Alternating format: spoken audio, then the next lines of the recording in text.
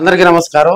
నిన్న జరిగినటువంటి ఒంగోలు నగర కార్పొరేషన్ కౌన్సిల్ సమావేశంలో కొత్త మేయర్ హీరోలా ఎంట్రీ ఇచ్చారని కూడా తెలియజేసుకోవచ్చు.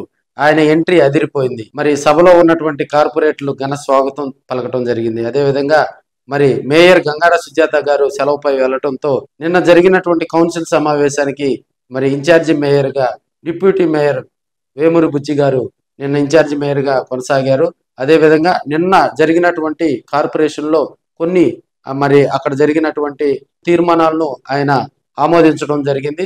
అదేవిధంగా ట్రంక్ రోడ్ అయితేమి, కొత్తపట్నం బస్టాండ్ దానికి సంబంధించినటువంటి రోడ్డు వైండింగ్ పనులు తదితర అంశాలు, అదేవిధంగా కబ్రస్థాన్ దానికి సంబంధించి అక్కడ వైసీపీ చేస్తున్నటువంటి గందరగోళ పరిస్థితులు, అదేవిధంగా సభను సక్రమంగా నిర్వహించాలి.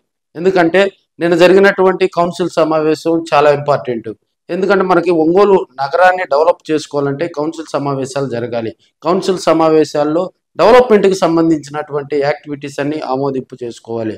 అక్కడ జరిగినటువంటి సమావేశంలో ఒంగోలు ఎమ్మెల్యే దామచర్ల జనార్దన్, అదేవిధంగా సంతనూతలపాడు ఎమ్మెల్యే బిఎన్ విజయ్ కుమార్తో పాటు పలువురు కార్పొరేటర్లు పాల్గొని సూపర్ సక్సెస్ చేశారని కూడా మనం తెలియజేసుకోవచ్చు.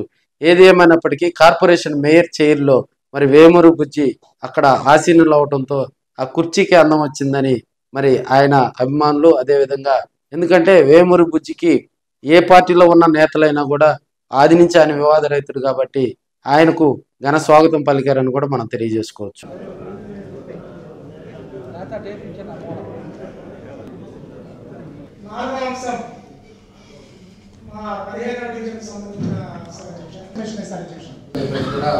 వాళ్ళకి మా సైడ్ చెప్పాం.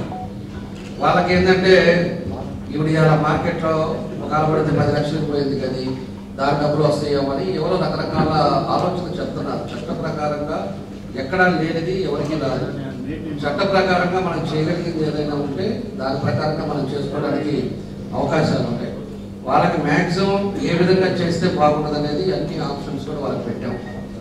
ఎందుకంటే 1:4 పెట్టినప్పుడు థర్డ్ వాల్యూ ప్రకారంగా 4 లక్షలు ఉంటే 16 లక్షల దాకా వాళ్ళకి ఈరోజు వాళ్ళకి వాల్యూ వస్తుంది ఒక్కొక్క గదికి. అదేవిధంగా ఈరోజు 1:2 గవర్నమెంట్ వాల్యూషన్ వేస్తే గవర్నమెంట్ వాల్యూషన్ ప్రకారంగా మొత్తం లీగల్ డాక్యుమెంట్స్ అన్ని కూడా చెక్ చేయాలి. లీగల్ డాక్యుమెంట్స్లో